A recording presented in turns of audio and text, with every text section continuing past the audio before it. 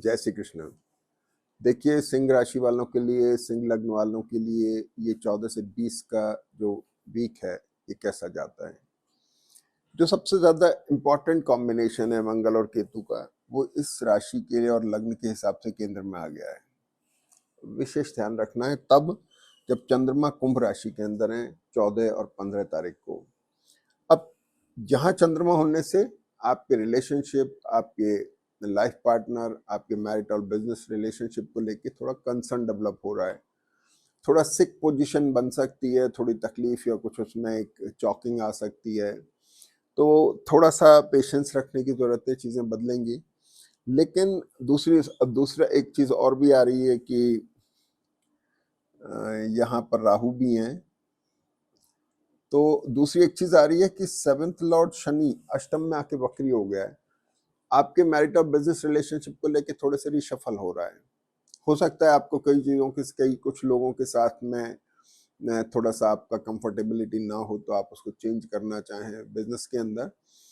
और बाकी life partner के साथ में अगर देखा जाए तो थोड़ा सा अपने को कॉशियस रहना है।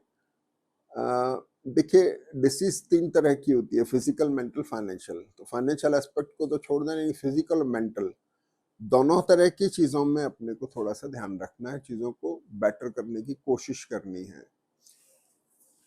सेकंड हाउस के लॉर्ड बुध हो गए, द्वादश में गए।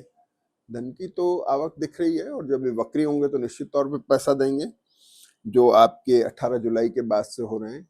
यानी नेक्स्ट वीक आपके लिए अच्छा पैसे का आता दिखाई दे रहा है 18 के बाद से। मंगल और केतु की एक बार फिर से चर्चा करें। मंगल केतु जो है ये चतुर्थ भाव पर दृष्ट है। 4th हाउस वैसे तो एसेट का होता है, वहां को लेके कंसर्न डेवलप हो रही है, लेकिन इसका जो प्रेशर होता है 4th हाउस पे, कभी कभी आपको वहां से डिटैच कर देता है, ट्रेवल भी हो जाती है।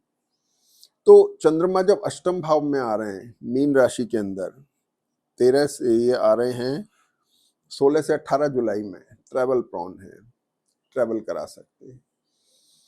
मंगल केतु की दृष्टि इस स्थान के ऊपर बड़ी इंपॉर्टेंट है, इस स्थान पे इंपॉर्टेंट है, और इस स्थान पे इंपॉर्टेंट है।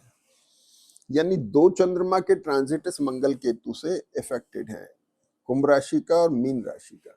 यानी चंद्रमा जो हैं ये 14 से लेकर के 18 जुलाई तक चंद्रमा को मंगल केतु ने थोड़ा फ्रीज किया हुआ है, सीज किया हुआ है, तो हमें एफर्ट करके उससे बाहर आना है, ठीक है नहीं।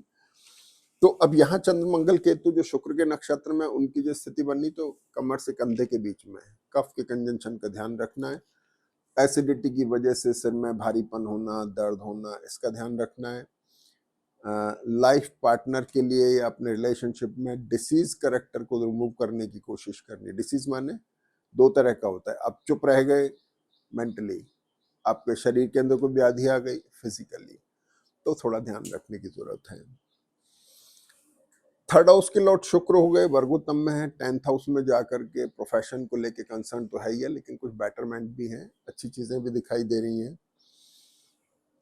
अब आ जाते हैं सीधे हम 9th हाउस पर, तो 5th हाउस के ऊपर। 5th हाउस पर गुरु और सूर्य की दृष्टि, ये एक अच्छी पोजीशन है। सोच विचार के अच्छे निर्णय ले सकते हैं, गुरु आपको मदद कर रहे हैं। और तब जबकि चंद्रमा मीन राशि में चलेंगे 16 से 18 जुलाई के बीच में, तब गुरु उनको हेल्प करेंगे। और तीसरी बात क्या है कि गुरु कुंभ नवांश में आ रहे हैं, नीच नवांश से हट रहे हैं। एक अजीब से तरह का डिप्रेशन जो था, थोड़ा असमंजस, सब धीरे धीरे खत्म हो रहा है, बेटरमेंट की तरफ जा रही हैं चीजें। तो गुरु कुंभ नवांश में 13 जुलाई को आ रहे हैं, तो इस पूरे वीक में आपको गुरु की वजह से अच्छे निर्णय लेने में थोड़ी मदद मिलेगी। पढ़ने वाले बच्चों के लिए भी बहुत अच्छा वक्त होगा, वो लोग भी अगर कंसंट्रेट करें तो पढ़ाई में अच्छा उनको मिल सकता है। अब इंपॉर्टेंट आ गया 6th हाउस, ये लॉर्ड 8th हाउस में चला गया। थोड़ा लाइबिलिटीज की चिंता हो सकती है, ऐसा कोई बहुत गंभीर बात नहीं है, थोड़ा हेल्थ के इश्यूज का थोड़ा ध्यान रखना है। 7th हाउस में जो राहु है, और स्पेशली राहु जबकि चंद्रमा इसके साथ में चलेंगे 14-15 तारीख को, मैरिटल रिलेशनशिप, बिजनेस रिलेशनशिप और हेल्थ को लेकर के थोड़े से कंसर्न डेवलप कर रहे हैं, थोड़ा ध्यान रखना है। कंफ्यूज स्टेट में डिसीजन नहीं लेना है। शनि के साथ चंद्रमा की पोजीशन अष्टम भाव में अच्छी है, जो ट्रैवल प्रॉन भी है। और लेकिन शनि चंद्रमा जैसे ही थोड़े से पास आते हैं तो आपके लेफ्ट लेग में थोड़ा स्ट्रेन आ सकता है, खिंचाव आ सकता है, दर्द फील हो सकता है। थोड़ा ध्यान रखें, क्योंकि इसका रीजन मंगल और केतु की तरफ से मंगल की दृष्टि भी हो गई, तो इस चीज का भी थोड़ा ध्यान रखना है। वजन उठाने में थोड़ा क्या कॉशियस रहें। मेष, जब ये चंद्रमा यहाँ से हट के मेष राशि में जाएंगे, तो मेष राशि में एक नक्षत्र भरणी नक्षत्र भी होता है, और चंद्रमा भरणी नक्षत्र में जाके विम्सिकल कैरेक्टर के हो जाते हैं, निर्णय लेने की क्षमता नहीं रहती, एक असमंजस की स्थिति रहती है। तो आप ऐसे समय में निर्णय ना लें, और स्पेशली इन्वेस्टमेंट्स के निर्णय ना लें। शेयर मार्केट वालों को बहुत ध्यान रखना है, क्योंकि भरणी नक्षत्र शेयर मार्केट से, रियल एस्टेट से, ज्वेलरी से, इनसे रिलेटेड नक्षत्र है। तो आपको केयरफुल रहना है थोड़ा सा इन्वेस्टमेंट को लेकर के, गलत इन्वेस्टमेंट ना हो जाए। 10th हाउस में शुक्र के साथ चंद्रमा अच्छा है, यानी वृषभ राशि के चंद्रमा जब आएंगे 20 जुलाई के बाद के 2.5-3 दिन वो बहुत अच्छे हैं। उस समय में आप एक अच्छा निर्णय अपने एसेट को लेके ले सकते हैं, वो एक बहुत अच्छा टाइम है। गुरु सूर्य के साथ में जब चंद्रमा चलते हैं तो एक बहुत अच्छी प्लैनेटरी पोजीशन बनती है। और द्वादश में जब चंद्रमा बुध के साथ में जा रहे हैं तो पैसे को लेकर रिशफल बता रहा है, कुछ पैसा भी आ रहा है, कुछ जा भी रहा है, ठीक है ना। तो ऐसे करके पूरा वीक जो है सिंह राशि वालों के लिए मिक्स है। चंद्रमा का जैसे जैसे ट्रांजिट आएगा आपके अंदर फर्क आते जाएंगे। मोटे तौर पे मंगल का वृश्चिक नमांश में आना 17 जुलाई के बाद ये अच्छी चीज है।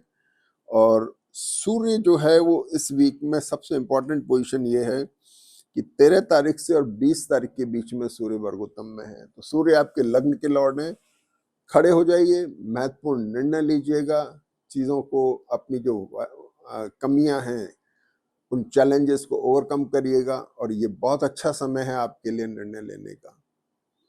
जय श्री कृष्ण।